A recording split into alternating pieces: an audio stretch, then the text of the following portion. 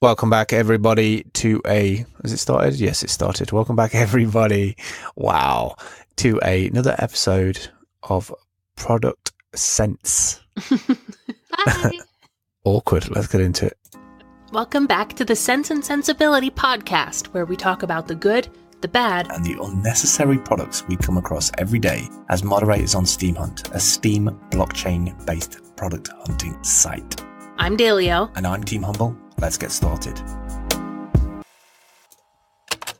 Hello. Hiya. How you doing? I'm doing all right. You know, it's a Thursday. I think it's a Thursday. Yeah. To double check myself. Reevaluate everything. Yeah. It's like Busy week. Exactly. Bit torn from one pillar to a post, like client work coming in because it's that end of year kind of situation where clients are like looking up and being like, everybody's going to not be here in the early stages of December and the end of November, and I want to be at home sitting on my crypto funds just loving life. So people are like getting their freelancer work in now. They're like, it's real busy. Yeah. It's real busy. Yeah, I agree. Seems like they've come out of the woodwork this week, and it's a little bit like, it's great because you got to take that work while you have it, but it's also like, oh, it's all at once. It's a little bit overwhelms. And I think we get so used to working on like our creative projects in the downtime that it becomes hard to switch away from that when the clients come back, you know? Yeah, I think a lot of these clients as well are slowly becoming location independent clients. They're not just like structured corporate buildings. They're kind of people in Bali who are out with a video camera and a bunch of gear because they made a bit of money on something or took a severance package or got made redundant and just like, I'm going to sprint for it for next year. And they're all wanting to get content made for the start of a fresh new year, because if you're smart, you kind of know that there's going to be a whole bunch of people upgrading all their gear. There's going to be a whole bunch of people getting on the internet for the first time. Right. There's going to be just people like looking for stuff. Jobs are changing all the time. So anybody who's got their own, there is a bunch of people already making kind of courses and things out there, but also fresh faces coming into this. People just finishing like jobs after 20 years in a job and being like, this is what I've been doing and I found a better way. Like some of your clients who have kind of done it themselves as entrepreneurs. I think the start of the year is a big one because obviously January and February is pretty dead in terms of people buying stuff, unless they didn't spend money over Christmas and then they're buying stuff in the sales. So January is a big time to onboard people. Then by March time, everybody's off to the races, booking holidays and stuff. So then the circle begins again. Yeah. It's been a very, very busy week on Steemhunt as well, because 2 days ago they announced a whole bunch of stuff, like a triple whammy of stuff, a new partnership, some Steam account white blacklisting initiatives, and some Steam witness updates. I don't know if you've got that in front of you or if you want to go into it, if you want me to like fire a few things back and forth. Yeah, I mean, I think I'd like to start with the partnership situation, and more from if you guys are interested in it, like you can read their official statement and update, about it. But I thought it was more interesting from a perspective, and we kind of spoke about this on the other podcast this week, about what it kind of like triggered. It triggered like a little bit of PTSD in us, because we always get kind of like wary and I would say spooked maybe is the word, when big changes happen like that on like a management / upper management level. And obviously the team is the same. It's still Project 7 and Tabris, but they're bringing on is it like an incubator? I kind of had a hard time like framing exactly who this partner is. Don't know if you can hear those birds going over, but like they're literally over the top of my head. So it's a partnership with a company called Tokenomia, right? And that's founded by like a collaborative, a group of people. I don't know what it begins with Collective? C, but I can't think of. No, conglomerate. Yeah, kind of conglomerate. Chain Partners, which is one of the largest blockchain companies in Korea. And they've just released a big chunk of money. I think it's like 10 million, 12 million, something like that. And then a couple of weeks ago, they announced and opened Daybit, which is an Alexa based exchange whose 24-hour trading volumes have already reached the top 12 globally in terms of market now I'm reading. Wow. So yeah, basically, it's a smart move. It was a bit of a, it wasn't a shock because from a business perspective, it makes total sense. You're in South Korea, you're with the fastest internet in the world. There's money being thrown into the blockchain space. They obviously want to be at the forefront of that. And, you know, Steemhunt is in a perfect position, already using a blockchain, then's going to be using an SMT. And very much invested in the token economy with the Hunt tokens and needs the Hunt tokens eventually to be on an exchange. So why not get the ball rolling now? Right. So the partnership is useful because they bring a lot to the table. Like this company brings a lot to the table. I am obviously at any point where there's money involved, there's always like concerns. I've always had concerns about how that changes the relationship between the user base and the actual product. But like business is kind of business, you know, at the end of the day, this is a developer and a team, a company that got together to build a project on the Steem blockchain. So yeah, they've done other things as well in this announcement, which gives me a little bit more like stability in their intentions, but we'll see how it plays out. So this tokenomia, what's interesting about them is they enable blockchain projects to have a business impact. And as they put it, in a well-structured token economy. So I think these are the best people to run ideas back and forth. And I know that Tabris really loves this Daybit platform. And so as a coder, as a all-rounder, basically, he's interested in that and how they've got to that and what they're trying to achieve. And I'm sure there's a need for them, building out these token economies to have like example tokens on the blockchain, and I can't on their exchange, and I can't think of a better one than Hunt tokens, to be honest. Yeah. So, and the biggest thing that like was bolded in this blog post, and I think it's an important thing to go over again, is that rather than focus on how the blockchain product can create a user base fundamental, they will attract companies and many other market players. And that's the big thing for Hunt tokens and Steem Hunt and Idea Hunt and Review Hunt to really, really take off. You need that buy-in from those companies and those market players to be like, oh, yeah, okay, this is an interesting way to like reach influencers and also sell product and also do it on an immutable blockchain. So I don't know, I'm kind of, I can't be mad about it because it's the right move. It's just, it's always a bit scary when it's change, especially in this day and age, especially like everything changes in a millisecond these days, you know? Right. But it does help that, like, I think we mentioned it on the other one also, that we both kind of have trust in the core team and what they've done. And they've always said, you know, they've always followed through with the things that they wanted to do and planned to do. And so, you know, for me, it's like, I'm never going to understand things at the code, like base block level.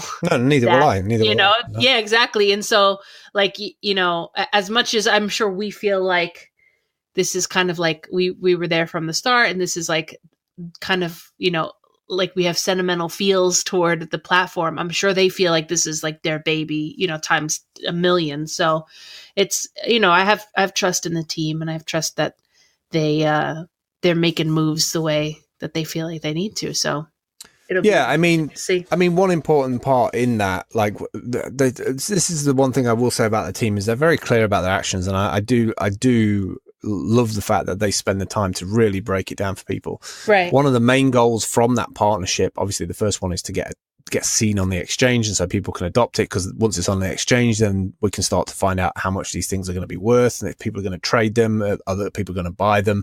You know, slowly that price of each Hunt token will go up.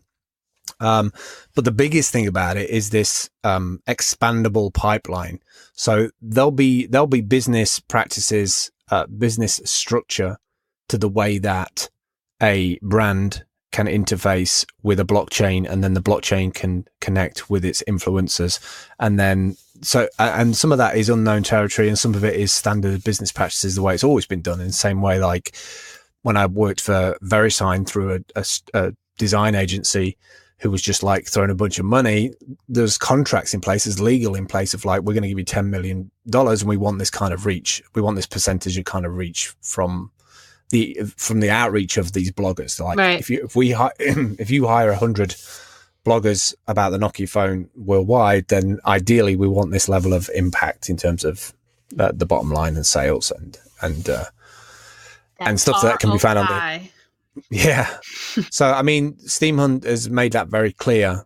You know, Steemhunt is trying to invite many companies, makers to utilize our hunters' geeky passion to boost their launching hype.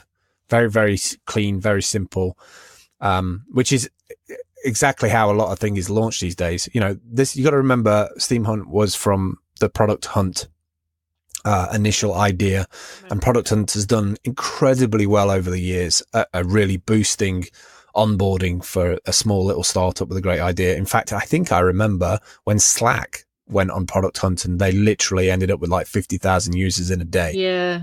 Because of the virility of Twitter and people sharing it and how easy they made it. Obviously now going back to brands, I mean, like, did you know there's a decentralized version of that, and it's for specifically products rather than just like startups and web apps. That's big, because I don't know of any other stuff that's doing that. Yeah, I agree. And if you want to laugh, I don't know if you do this, but if you follow both Product Hunt and Slack on Twitter, they have like such a little like love affair going on. It's the funniest thing to watch. If you just watch them in their own mentions and subtweets, they're just real funny. I enjoy them. I don't know if it's interns speaking to interns, or they've just got an AI that just sends each other gifts every so often. I'm not sure, but there's like so much love there. Maybe it is like, maybe there is some type of romance love story happening between. Stop trying to make it mystical. Maybe it's beautiful. I don't know. Well, okay. So then there's also witness things happening. Big witness updates. Yeah. So I mean, it's only been a couple of weeks, but already Steemhunt is 37th. It might even change today. I mean, they're moving up the ranks. They're getting supported by other witnesses. They're doing well I don't think they've dropped any blocks yet. They seem to be keeping up with everything. So, I mean, that's a big deal, because it shows that you're keen to support the blockchain by maintaining the network. Obviously, moving up the ranks, if you can get in the top 20, then there's a nicer incentive in terms of like witness payout, which could actually end up like paying for the servers and the team, and just more involvement from the Steemhunt community. And I think that's a value, because I think it's one of the powerful SMTs out there on the blockchain. I'm not saying that the other ones are not, because they are, but I just think there's so much been built out in the proper way. Yeah. So the witness is doing well. And the final thing of this week is they've also, is it the final thing, or is there 3 things this week? No, it might be two things. This would be the third thing. What do you think? Third thing, yeah. So the last thing they did is they created a whitelist, blacklist database and user verification system. So they had to do that because now you can sign up on the front of the Steemhunt website, top right corner, click on sign up and get an account and just verify it with your phone number. So obviously that's open to abuse. People are like, I'm going to get a free alt account. I'm going to do this. So there's a lot of lessons probably been learnt in the last week or so of verification. I've not really asked the team, or they're probably not willing to share those details. Excuse me, my voice is going. So it's basically a shared API list. And this list can be... dApps can share between them, right? Right. So basically a verification database. So there's already a big account called Build a Whale that does that for its blacklist. So I think we hook into Build a Whale. So it just makes sense to share our list that we're like making as we onboard people with other lists so that they're up to date. It's just real smart to do that in the community. But also I think it's real smart from Tabarus and the team that they're putting out a message just saying, look, we're going to do this right from the start. And then all other SMTs that come along between now and live SMT date, they can tap into this. And that's a section of your fleshing out of your SMT you don't have to do. Right. You know? And it's also like, it also is I feel like it's kind of like a gesture of goodwill to be like, okay, we're here. We want to coexist within this ecosystem of other Steam apps. But I also think that it's a really smart way to approach it. And it kind of makes sense because you're on a decentralized platform. Like the whole concept of the blockchain is that there is a ledger of things happening that everybody has access to. And so if you don't take that concept through to like the other things that you're doing, then you're kind of shooting yourself in the foot. Like it doesn't help anybody to be selectively decentralized. So I think it's really helpful to have that same attitude when it comes to like, okay, well, we have blacklisted users, but we're not going to keep that in a silo away unto itself either. Like let's keep everything open for everybody, and everybody can use the same data. Yeah. And the final thing on that list, the final thing at the bottom was like, please vote for the steemhunt witness for the company-wide values and the scalable DApp experience. So they really want to like push that. And their two kind of goals, a manifesto, if you like, is will encourage companies makers to be involved with the Steem token economy at a global level, which is huge. Right. You know, you imagine getting like the 12th biggest exchange in the world that's only been live a couple of weeks. Says a lot about volume, shows that there's a lot of people trust it, want to use it. It's fast. You get the hunt token on there. All of a sudden there's an audience, a global audience, like, what's the hunt token? And then boom, they land on the Steem hunt. And there might not be necessarily like know about Steem or the blockchain. And then you think about all the other stuff, Netcoins on the other side of the world, like people buying it and looking into it. Like at some point, those come to like a crescendo point. Yeah, you know? I agree. Where people are like, oh, okay, this is interesting. And we've got so much stuff that's been built out that works, that's been working for over 24 months. That's been through 20 hard forks, like, and it's still here, still moving on. Like, Steem is so ahead of the curve compared to some of the other platforms. So don't get me wrong, there's some incredible blockchains coming out every day, which are probably better, but they don't have any, there's nothing built. There's nothing built out. Yeah. It's been used. Well, They've got a community around it. Right. And that was the thing I was going to bring up was the community. I mean, like we kind of talked a little bit about the little struggle bus moment that we all had with HF20, but that also in combination with the way people really turned out to vote on that Netcoins thing, like there wouldn't be an outrage or there wouldn't be drama or whatever, not drama, but you know, that people wouldn't be so passionate about the blockchain going down if they didn't give a damn. You know what I mean? So I think like the fact that that was such a big thing, not that I'm sure that nobody wanted to or engineered it to kind of be a little bit of a rocky couple days with HF20, but like it really showed how passionate the community was and how, you know, people really did want to learn, okay, well then how does mana work and how does this work? Like that's an engaged, passionate community of people who like want to keep sharing and want to keep posting things. So that was so awesome. And I saw like a couple people on Twitter being like real, real salty about the fact that their coin didn't win on the Netcoins. Yeah, I saw that. Like real shady and real like, they bought votes and they did this and like, you can't argue with the number of people on like on Steam it, like, and they're all psychomaniacs like us. So I don't know. It was real easy. I don't know if they're psychomaniacs or if I'm even a psychomaniac. I don't know if you can actually say that in terms of passion, in terms of like, you know, psychomaniac, psycho, kiss could say, but like, you know what I mean. But I think if it's I'm like super proud to be part of a community of people, and it, you know, we're used to the lifespan of an app or a platform being like 18 months, and then either people leave or they get bored or the higher ups like screw you over because they're out of taco money. Like it's been real nice. It's been a really nice change of pace to be here. So I'm just happy to be here. Yeah, it's awesome. It's awesome.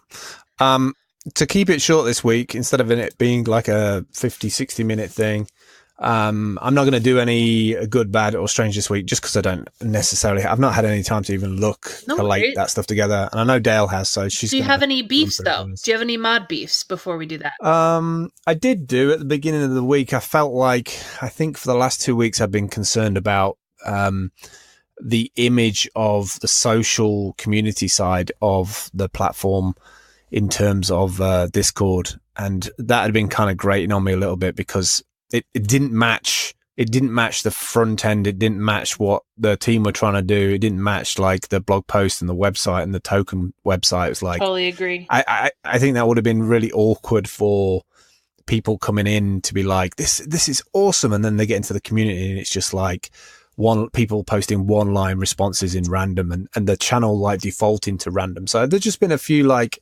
changes and changing it up to make it more discussion based, make it more professional, make it more, talking about what can be changed, what needs to be done, rather than just, just it being catered to like a selective group of people and it being like their hangout zone. Like it was really, I think, such a good move to make things more inclusive and to make things, feel like people could literally jump in and have a discussion. I mean, that's the name of the new channel, is discussion.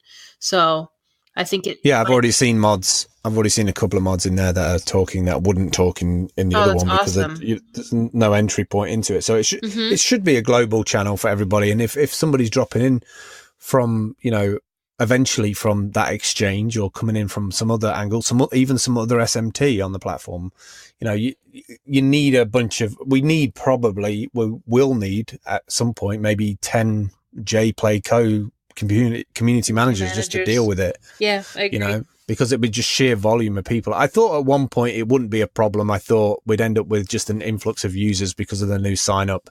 But I realized there's a massive big education to do there to get people to understand what they're actually signing up for as well. Sure. That's a big thing. But I was kind of like thinking, we have 2,000 accounts. We'll end up with like 200 more people, like in a week. And then there'll be just, the noise of sheer people signing up would just bring it in. But that's not happened yet. Right. But I think it will. And I think a lot of people who come to the Discord come with questions straight away. I mean, we do have a questions channel for that. But like, if you want to jump into discussion and be like, I've seen this, looks great, but are you going to do this? That's more of like a discussion for everybody, rather than that I have a single question as a hunter.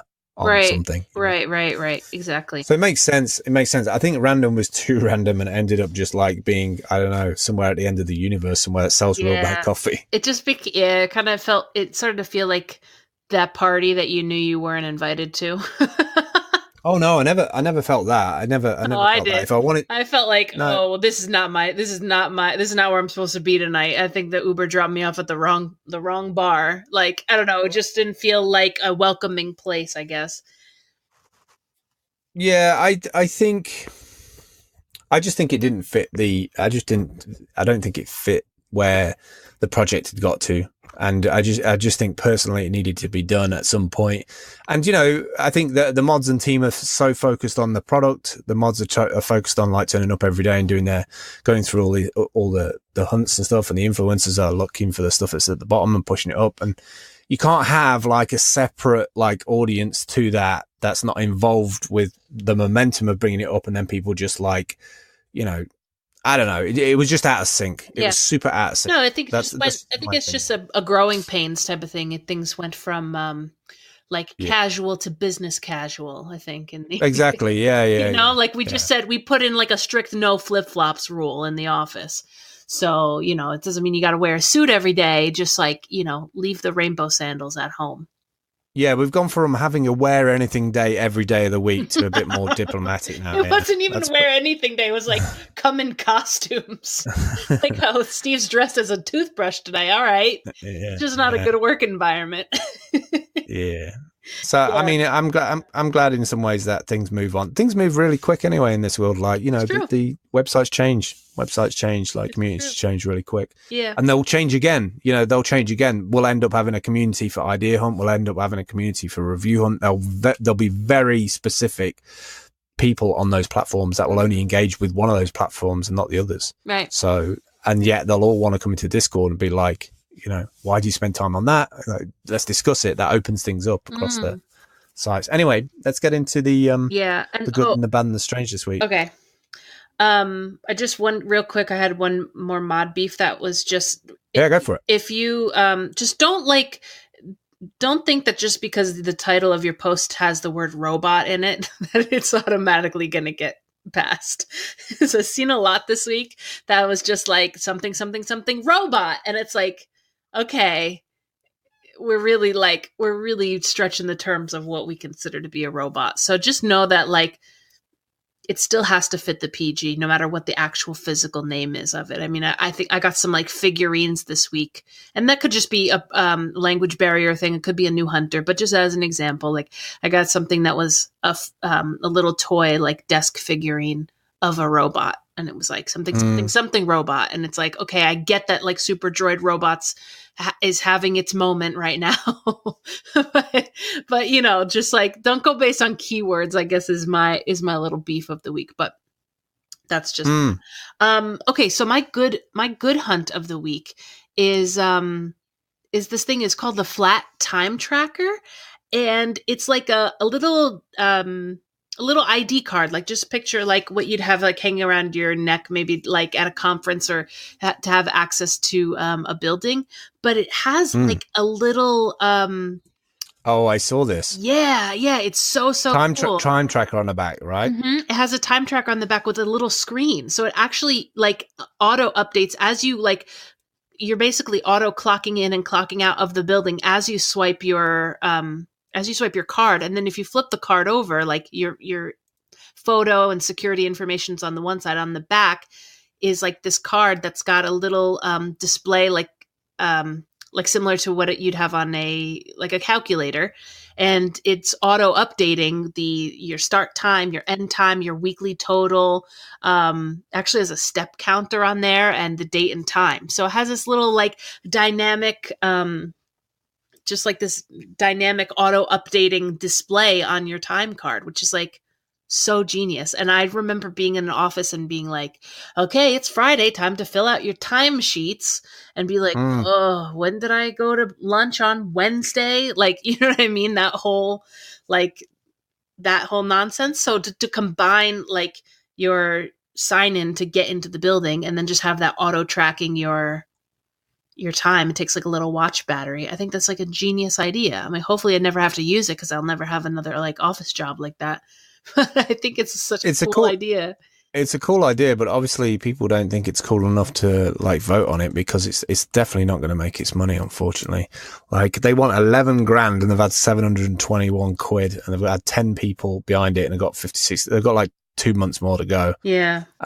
Because of the momentum of it, I just don't know if it's going to get there. Yeah. And that, I mean, something like that is a good idea, but sometimes it's best to do a goal of a couple of grand and just like do a small run. Start small, right? The way I would go about it, if I had this product or if I thought I had a good idea, is I would want like a grand or 2 grand, build a proof of concept, go out to 100 companies that need time trackers, ask if you can do it for free, like give them the things for free for the first batch, for the first run, and then do social media, do like storytelling, capture video with the boss, this has helped the productivity by 25%, and then go back for version 2, Flat Time Tracker version 2, which has got a number of other features from the feedback of the first one, and then go for bigger money. Yeah. Like extend it, because it can only be used in the workplace and can only do track time, and nobody's going to be wearing this after the work is finished. So it needs to do something else as well. It's super single function device, which is fine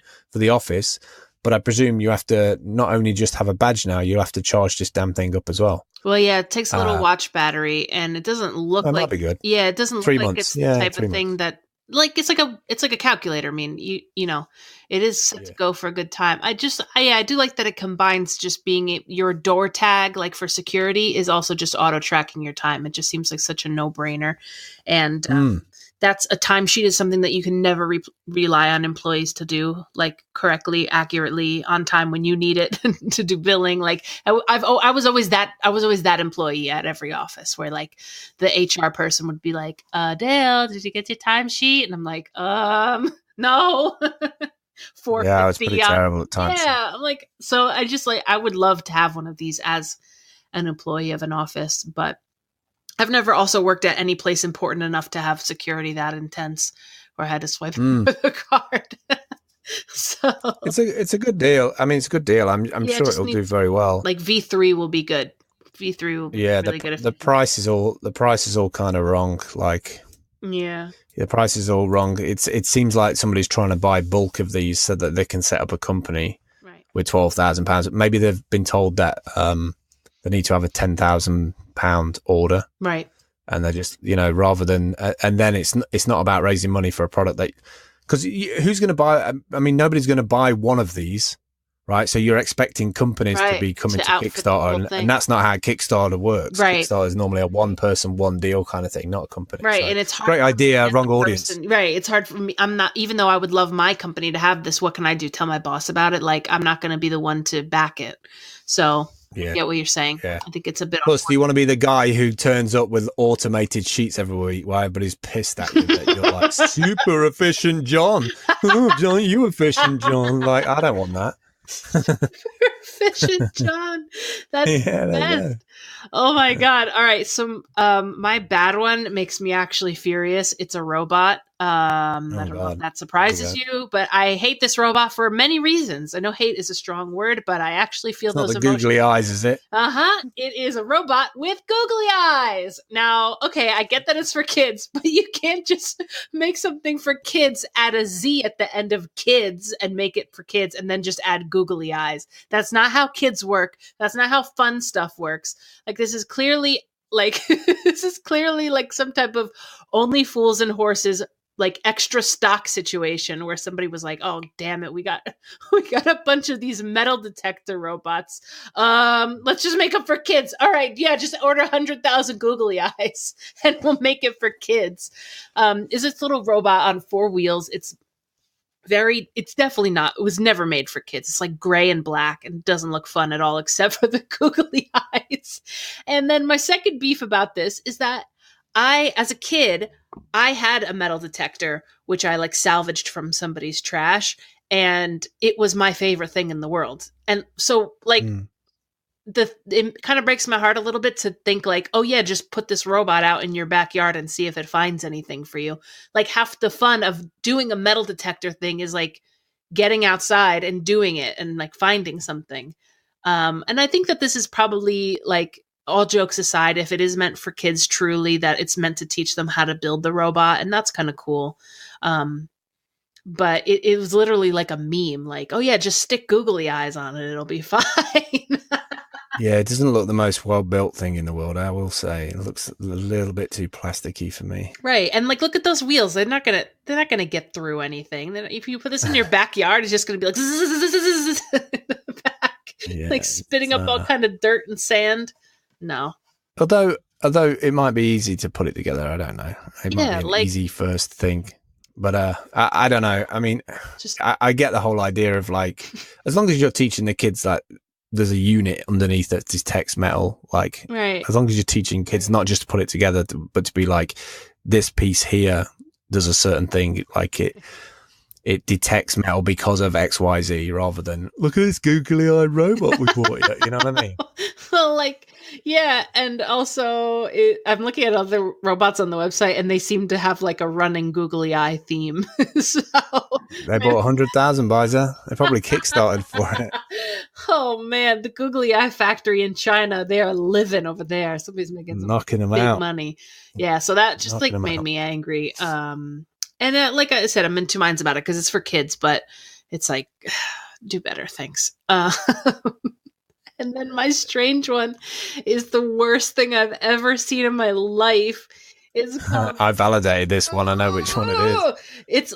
Don't look it up because it'll give you nightmares for the rest of your life. It's called Bina 48, and it is like the off-brand version of who's that other robot? You know the one. Oh, I don't know. I know you that, mean, yeah. That, like the one who's got citizenship, yeah, the one who has like a nervous twitch. God. Yeah. 1 minute she's smiling, next minute she's petrified. Like the generic white girl robot, the AI sentient robot. So this is like a weird cousin that is absolutely terrifying. Like this thing has the craziest wig, the craziest facial expressions.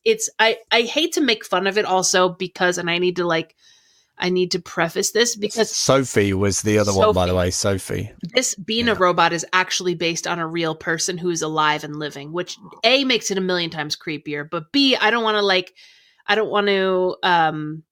to drag the look of the robot because it's based on a real person. It's not about the person. The person's a lovely looking human being. It's the robot rendition of this real person that is so terrifying. Just so scary. Yeah, it's kind of spooky because of the rear view more than anything. The fact that I can see all the electronic wires and stuff. That's like terrifying. And like I have such a beef with these robots because they have the worst wigs. Like somebody get a handle on the hair situation. Like if you're going to make a hyper realistic humanoid robot that's supposed to be like a convincing human, and then you're just going to throw this like dollar store clown wig on top of it. That's just like the part is like askew and it's like flipped up in all different ways. It's just like, it doesn't look like a friendly robot. It doesn't look like a nice robot. Yeah, but what I will say is, like, I mean, this Binner 48 breakthrough intelligence via neural architecture 48 exaflops, that is a hell of a speedy machine. I don't know how they're doing it. I think they've got it connected to a machine. It's not all inside of there. It's like,